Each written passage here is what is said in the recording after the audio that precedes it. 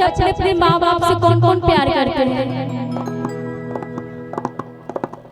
बस इसलिए और सब कोई नहीं।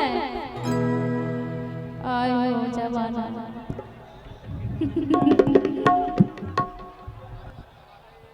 हर हर महादेव। क्या बात है, तू कितनी अच्छी है। आइए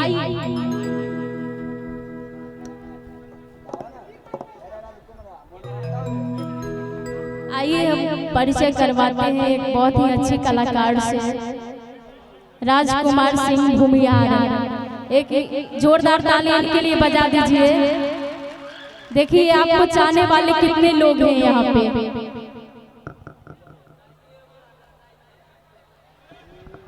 तू कितनी अच्छी है,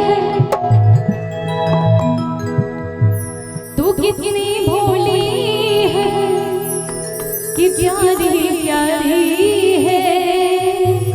और इस गाने में ये अपना डांस दिखाएंगे, बहुत अच्छा। एक बार आप कुछ बोल दीजिए।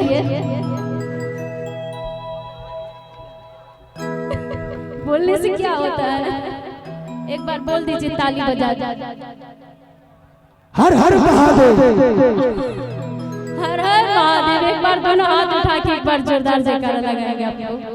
हर हर महादेव। चूंकि यहाँ पे श्री 1008 महारुद्र का ये जो कथा चल रहा है, आप लोग सुनते हैं शाम को शाम। हाँ तू कितनी अच्छी है,